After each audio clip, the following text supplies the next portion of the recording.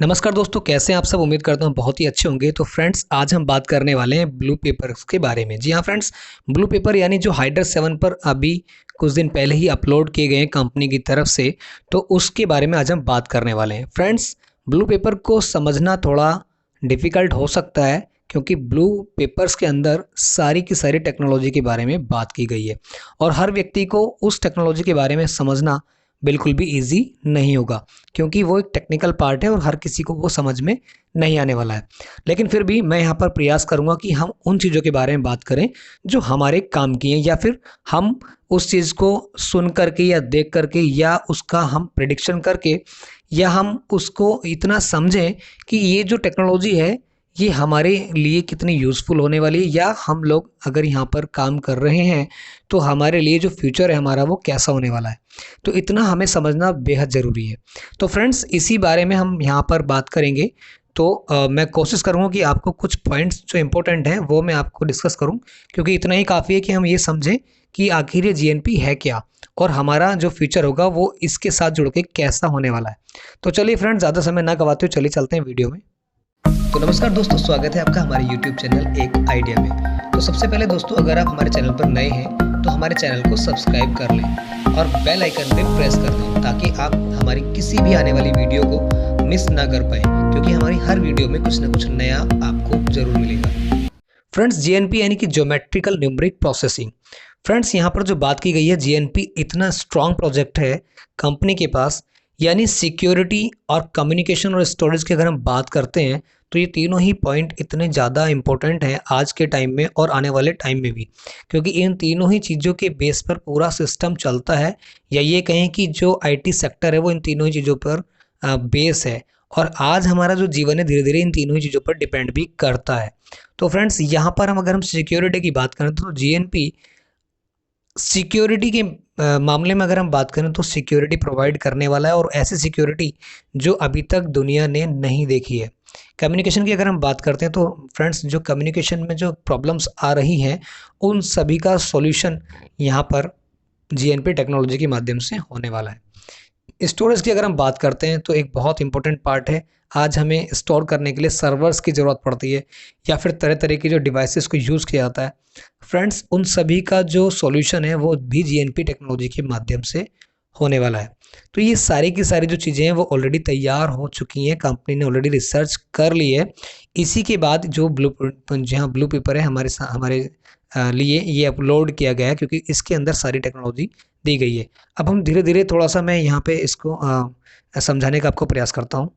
At Hydra 7 Labs, we are working on a very high-end reduction technology which will change the way of communication and security is viewed as of today.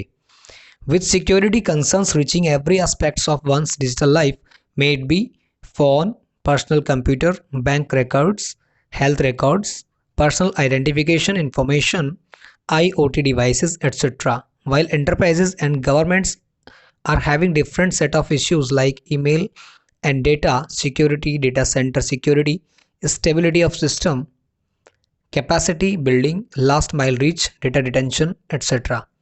Our technology will touch every aspect of the above said challenges and enhance speed, increase availability, strength, security, and also increase speed at which a service is rendered as well, eventually saving a huge money for government and businesses in infrastructure, network, bandwidth and storage expenses.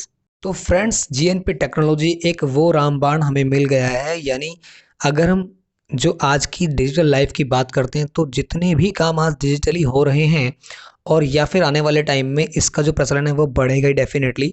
तो इन सब चीज़ों में ये GNP technology हर पहलू पर काम करने वाला है, चाहे वो फ़ोन हो, चाहे वो पीसी हो, बैंक का रिकॉर्ड हो, हेल्थ रिकॉर्ड्स हो, या कोई भी आईओटी डिवाइसेस क्यों ना हो, इन सभी चीज़ों में ये काम करने वाली टेक्नोलॉजी है।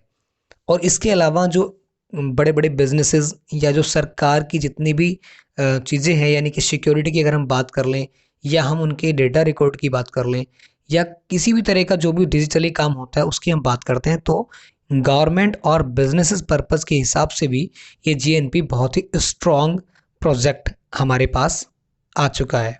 और फ्रेंड्स इतना ही नहीं, अगर हम स्पीड की बात करते हैं तो जो जितनी स्पीड आज हमें मिलती है उससे कहीं ज़्यादा जो स्पीड हमें मिलने वाली है, इसकी अवेलेबिलिटी बढ़ने वाली है, और जो इसकी स्ट्रेंथ है सिक्योरिटी की, वो बेहद ही मजबूत है, बहुत ही स्ट्रॉन्ग है।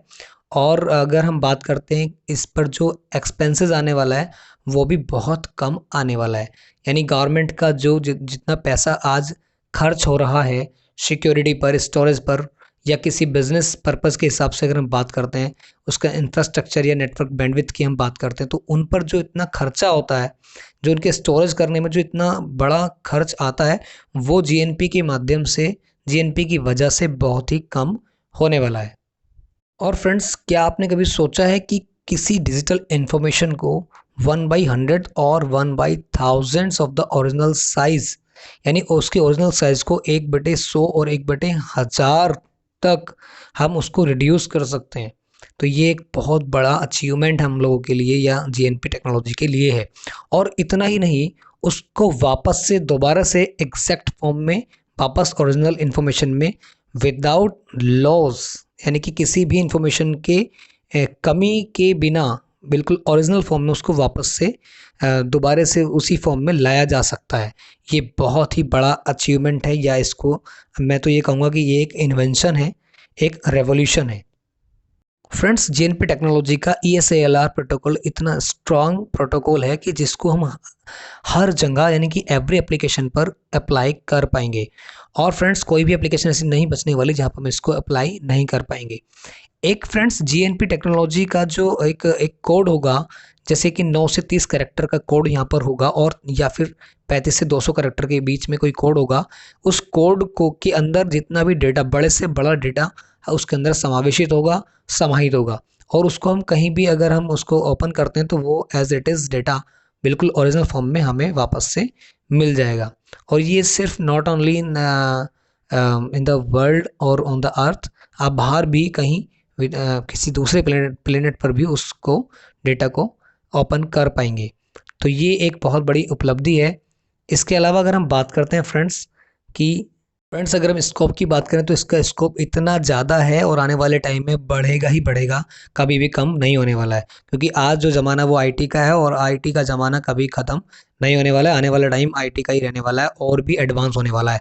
और जीएनपी एक ऐसी टेक्नोलॉजी हम लोगों के पास, हम लोगों के हाथ लग गई है, जो कि इस टेक्नोलॉजी, इस आईटी इंफ्रास्ट्रक्चर का, या आईटी की दुनिया का पूरा जो बेस है, वो जीएनपी हम कह सकते हैं। और जीएनपी हर जगह यूज़ होने वाली एक टेक्नोलॉजी है।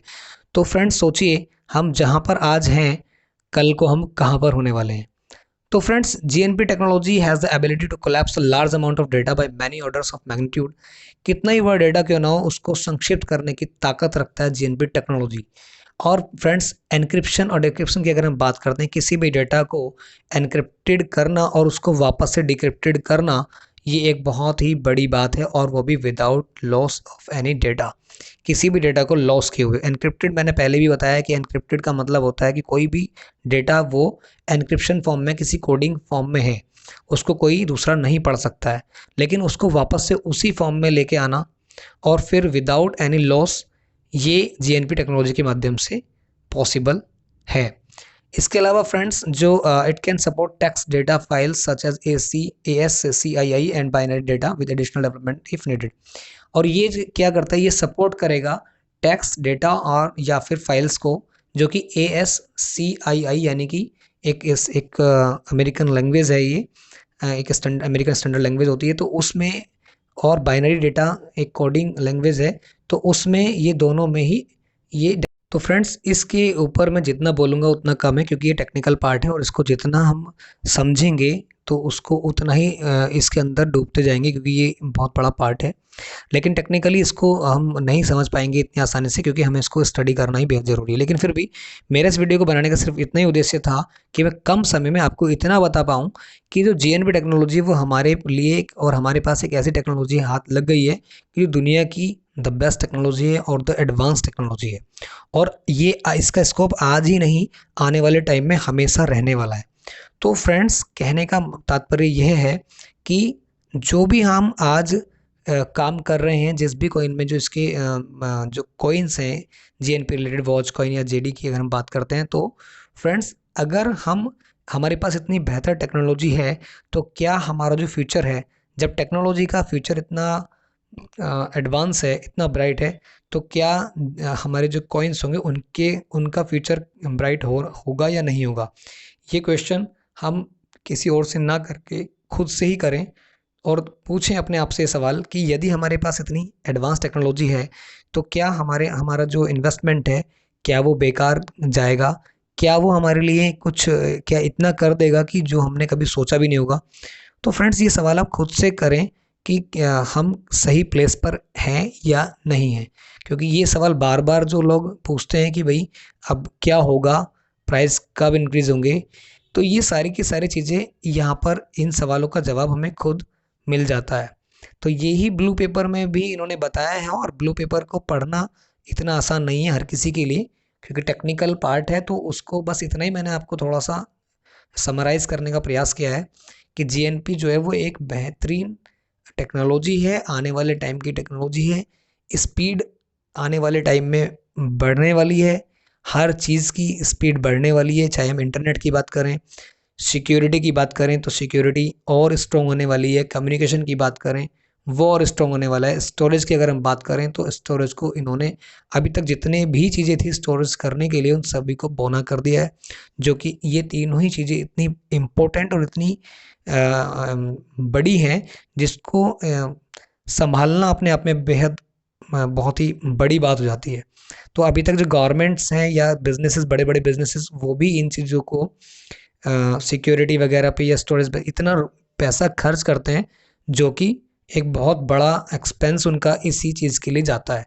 तो जीएनपी आने के बाद ये सारी की सारी चीज़ें बहुत कम हो जाएंगी, इनका जो खर्चा है वो बहुत कम हो जाएगा, स्पीड बढ़ने लगेगी। तो फ्रेंड्स हम सोच सकते हैं कि जो इतना बड़ा अगर हमारे पास टेक्नोलॉजी है तो हमारा जो फ्यूचर है वो डेफिनेटली ब्राइट है। नो डाउट आने वाला टाइम हम लोगों का है, आने वाला टाइम जीएनपी का है, आने वाला टाइम हमारे वॉच और जेडी का है। तो फ्रेंड्स उम्मीद करता हूँ जो जानकारी मैंने आपको दी है, कंक्लूड करने का प्रयास किया है, वो आप दूसरे लोगों को भी शेयर करेंगे और उनको भी इतना तो समझ में आएगा कि जीएनपी आखिर में है क्या, क्योंकि बहुत ज़्यादा नहीं बता करके मैंने बहुत छोटा करके बताया है। तो उम्मीद करता हूँ जो जानकारी मैंने दी है वो आपको अच्छी लगी होगी, और यदि अच्छी लगी है तो शेयर, लाइक और कमेंट ज़रूर करें। और आप ये भी बता सकते हैं कमेंट करके कि किस सब्जेक्ट पे हमें आगे वीडियो बनानी चाहिए। आपका सपोर्ट बहुत बेहद ज़रूरी है फ्रेंड्स। तो तब तक के लिए मिलते हैं किसी नई वीडियो, नए न्यूज़ अपडेशन के साथ। तब तक के लिए घर रहें, सुरक्षित रहें। जय हिंद।